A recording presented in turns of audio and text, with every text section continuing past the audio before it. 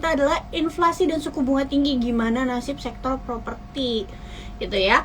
Nah, jadi aku mau update dulu, hari ini market kita ternyata turun 0,96% gitu ya, 0,9%. Dan juga kita belum tahu di hari ini apakah asing melakukan penjualan atau tidak. Tapi harusnya iya ya, karena penurunan terbanyak hari ini itu di saham-saham blue chips terutama ya.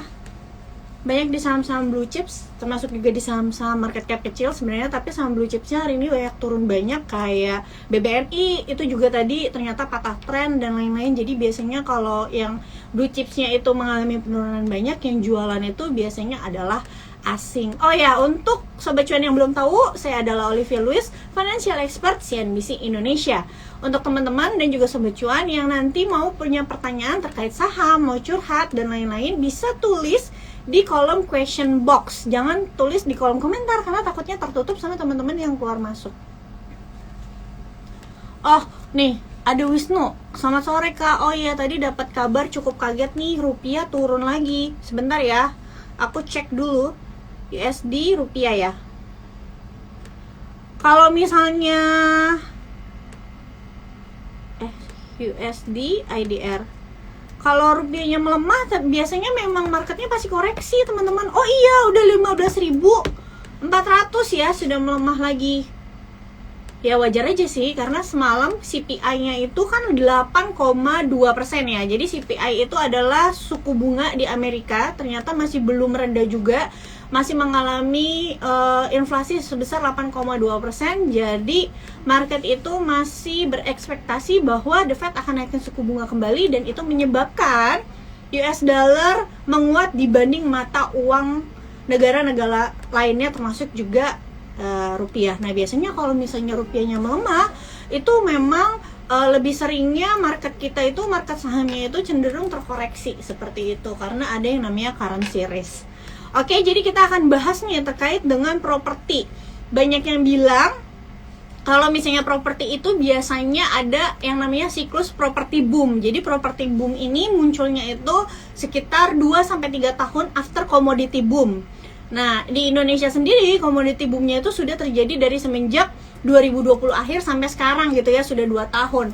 Jadi harusnya kita sebenarnya sudah menuju ke properti boom nih, kalau misalnya melihat dari sejarah tahun 2008, dimana setelah krisis ekonomi 2008 itu muncul commodity boom, lalu properti boom. Tapi sayangnya kayaknya properti boom untuk kali ini itu terhambat dengan yang namanya kenaikan suku bunga, ya, dikarenakan inflasi yang cukup tinggi baik di global maupun disusul di dalam negeri sendiri. Seperti yang kita tahu, untuk di global sendiri, untuk di Amerika, The Fed itu sudah menaikkan suku bunga ke 3,25%. Mungkin untuk teman-teman yang berpikir, tapi kan Kak 3,25% itu kan rendah ya, kenapa sangat berpengaruh gitu di Amerika?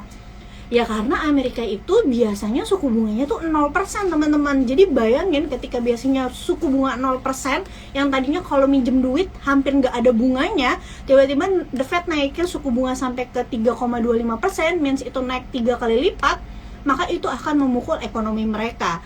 Nah, ketika The Fed menaikkan suku bunga, itu pasti negara-negara lain umumnya ya, mayoritas akan mengikuti kenaikan suku bunga, terutama emerging market. Jadi emerging market adalah negara-negara berkembang, termasuk misalnya Indonesia. Indonesia juga emerging market. Kenapa sih emerging market harus ikut naikkan suku bunga? Alasannya adalah karena menjaga yang namanya spread. Jadi kalau misalnya Indonesia tidak ikut naikkan suku bunga, nanti investor-investor asing jadi nggak mau berinvestasi di Indonesia, nggak mau beli SBN, nggak mau masuk ke market saham kita. Mereka akan lebih cenderung berinvestasi di Amerika. Kenapa? Karena Amerika itu negara maju, negara yang aman untuk berinvestasi, yang ratingnya itu bagus ya, kalau nggak salah AA.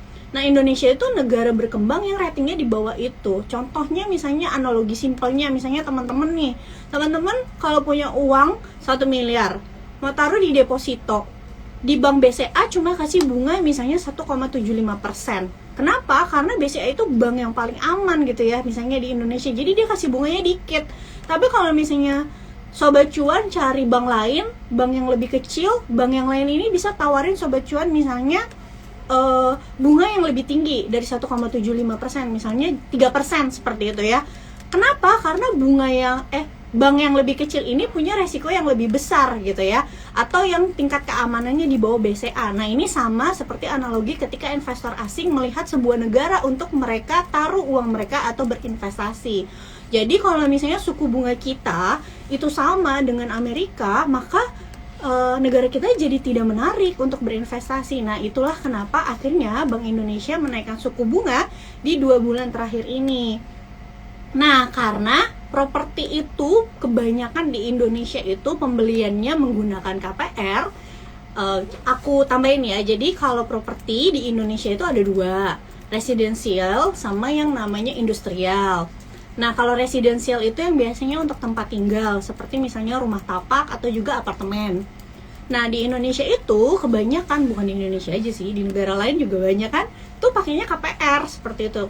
Nah, kalau naik suku bunga, maka bunga KPR-nya akan naik juga. Jadi misalnya nih, akan berbeda kalau Sobat Cuan misalnya ambil KPR ketika tahun 2020, di mana saat itu suku bunga BI cuma di kisaran 3,25.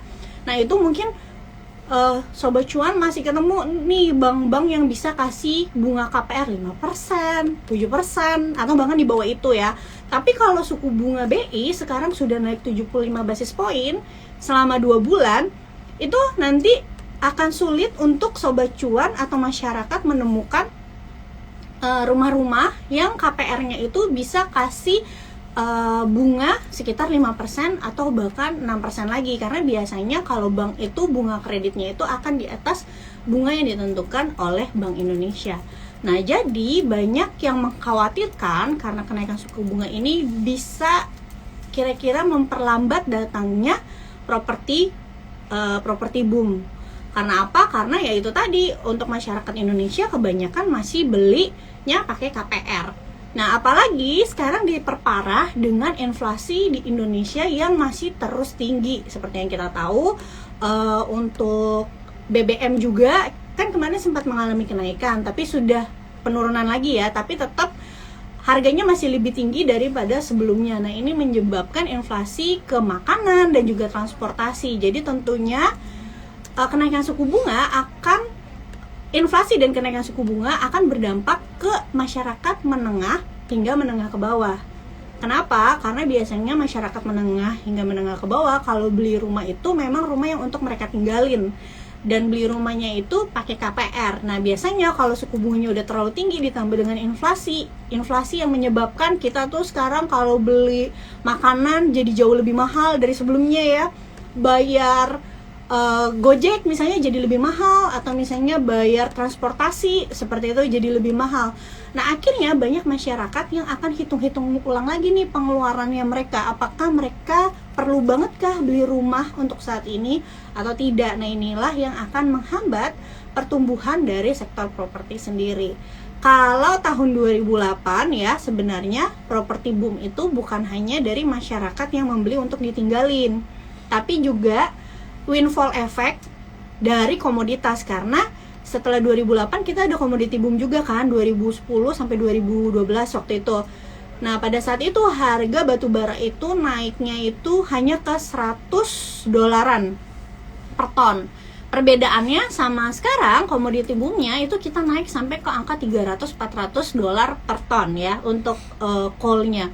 Nah, gimana ini impactnya gitu kan? Biasanya untuk orang-orang yang berbisnis di batu bara, pengusaha atau juga pekerja batu bara, gara-gara sekarang komoditasnya lagi bagus, bonusnya jadi pada bagus-bagus kan. Nah, mereka akan cenderung membeli properti untuk hedging investasi mereka gitu ya. Karena nggak semua orang tuh pikirannya investasinya tuh ke saham, apalagi orang-orang yang konservatif, biasanya mereka akan lebih pilih berinvestasi di properti.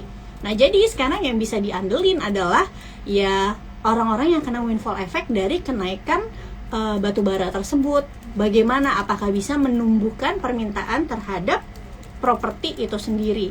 Cuma kalau teman-teman perhatiin ya, belakangan aja udah rame banget aksi jualan atau lego apartemen atau juga rumah-rumah yang dimiliki gitu ya. Kayak sekarang banyak berita lelang-lelang apartemen, bukan lelang, seperti jual murah apartemen, kayak contohnya di Tokyo Riverside yang dijual lebih murah, bahkan bisa turun sampai 50%. Nah, itu aja menandakan memang kelas-kelas menengah, terutama menengah ke bawah itu terkena sekali dampak dari inflasi dan juga nantinya efek dari kenaikan suku bunga.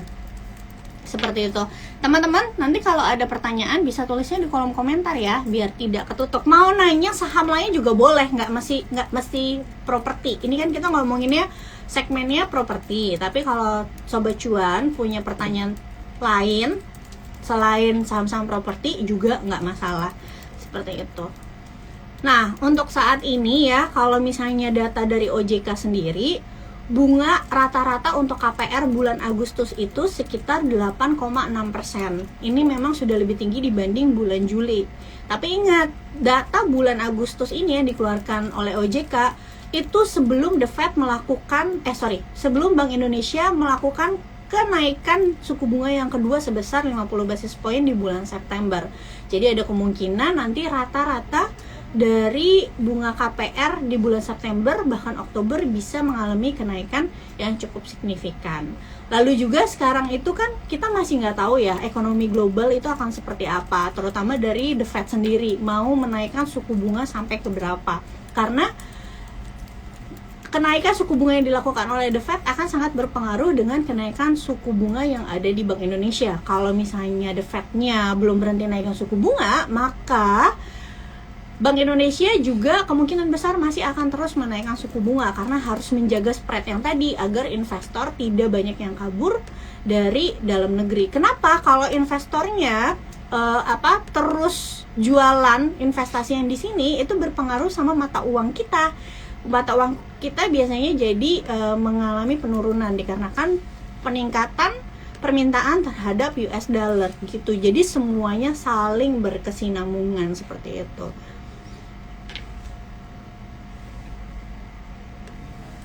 Oke. Nah, mungkin seperti yang tadi aku sudah singgung, kalau untuk properti sendiri ya teman-teman, properti itu kan ada dua, ada industrial, ada residensial. Residensial itu memang kemungkinan besar itu terkena dampak yang lebih besar ketika kenaikan suku bunga karena KPR tadi ya, bunga KPR yang bisa meningkat sehingga bisa menahan permintaan terhadap properti itu sendiri. Tapi kalau industrial ini berbeda. Jadi kalau misalnya Sobat Cuan atau teman-teman yang sudah nonton public expose dari Pura Delta Mas atau kode sahamnya adalah Demas beberapa waktu lalu, itu ketika sesi tanya jawab dari manajemennya Demas sendiri, itu Demas ini adalah perusahaan properti di bidang industrial ya. Jadi di kawasan Delta Mas, di mana ini adalah salah satu kawasan industri terbesar. Nah, manajemen berkata bahwa kenaikan suku bunga itu efeknya ke mereka tidak terlalu besar seperti properti residensial karena memang mereka industrial, yang dimana industrial itu biasanya lahan-lahan yang dibelinya atau pembelinya itu nggak pakai KPR gitu ya, karena biasanya di kawasan industrial itu yang belinya itu karena mereka mau bangun pabrik. Jadi kalau misalnya seperti Demas sendiri, disclaimer on, ini bukan ajakan membeli dan menjual saham Demas, ini hanya gambaran saja. Selain Demas ada juga BES gitu ya, Bekasi Fajar Industrial. Jadi untuk mereka-mereka ini yang beli itu biasanya adalah perusahaan-perusahaan yang mau bangun pabrik, atau sekarang yang lagi hot-hotnya bangun data center, atau misalnya bangun gudang. Nah, ini beli lahannya di mereka. Nah, biasanya pembelian lahan ini tidak menggunakan menggunakan pinjaman, tapi biasanya dari sisi si pembelinya. Bisa juga, tapi bukan yang seperti KPR kayak gitu. Jadi itu kenapa mereka bilang dampaknya tidak sebesar properti residensial. Ditambah lagi sekarang karena kita itu di Indonesia sendiri masih dibilangnya pemulihan ya, faktor recovery dari COVID-19 kemarin, banyak perusahaan yang masih ekspansif gitu ya, sehingga permintaan terhadap lahan-lahan untuk industrial atau data center atau juga pembangunan pabrik itu masih bagus pertumbuhannya. Jadi teman-teman bisa lihat di laporan keuangan semester 1 2022 baik dari Demas atau juga BES sendiri. Nah, mungkin kalau misalnya ada pertanyaan, kalau misalnya mau masuk gimana Kak? Takut juga nih karena mungkin kenaikan suku bunga belum terrefleksi dari di laporan keuangan saham-saham properti ini. Oke, bisa juga teman-teman atau sobat cuan tunggu laporan keuangan kuartal 3-nya keluar gitu ya. Laporan keuangan kuartal 3 keluar, dilihat seberapa pengaruh kenaikan suku bunga terhadap permintaan dari perusahaan, permintaan rumah dari perusahaan. Kalau ternyata memperlambat penjualan atau marketing sales, ya berarti nanti teman-teman bisa pikirin lagi untuk ya jangan masuk dulu ke properti residensial.